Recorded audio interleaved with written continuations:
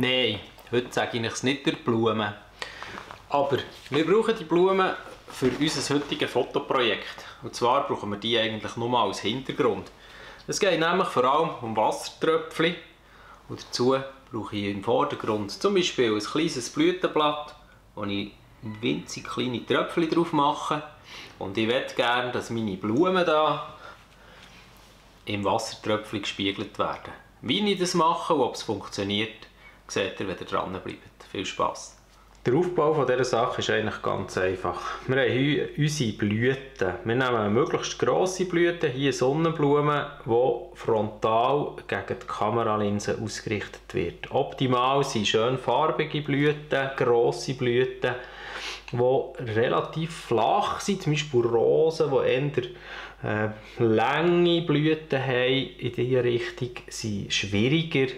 Also so flache wie Sonnenblumen oder grosse Margeriten oder so sind perfekt geeignet.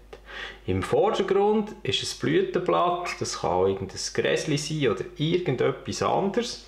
Und was wir jetzt machen ist, da drauf ganz vorsichtig ein Wassertröpfchen platzieren.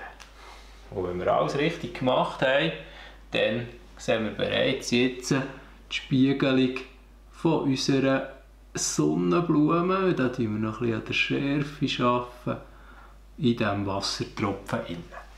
Das Ganze sieht eigentlich schon super aus. Was im Moment aber noch nicht so gut ist, ist die Lichtverteilung. Und jetzt können wir die ganze Geschichte interessanter machen, indem wir die Helligkeit nicht auf dem Wassertropfen haben, sondern auf dem Hintergrund. Und ich zeige euch jetzt das genau mit meinen LED-Lämpchen. Und wie gesagt, ich beleuchte den Hintergrund, meine Blüten, nicht vorne auf dem Wassertropfen. Und der bekommt das Ganze, wenn wir hier auch noch das Licht löschen, einen unglaublich interessanten Lichteffekt. Wir haben gleich genug Licht auf dem Vordergrund, hinter die Sonnenblume ist in Unschärfe und im Wassertropfen wird die ganze Geschichte scharf und wunderbar.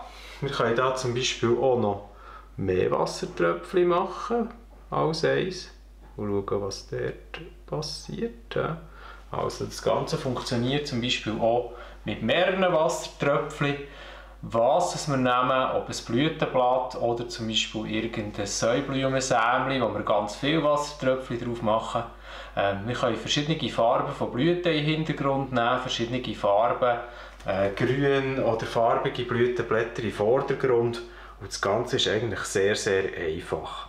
Also, flache Blüten, Blick gegen die Kameralinse, im Vordergrund unser Objekt, wo wir die Wassertröpfchen drauf haben, beleuchtet wir den Hintergrund, Belichtung richtig einstellen, Schärfe richtig einstellen und nachher sind da eigentlich der Kreativität keine Grenzen gesetzt.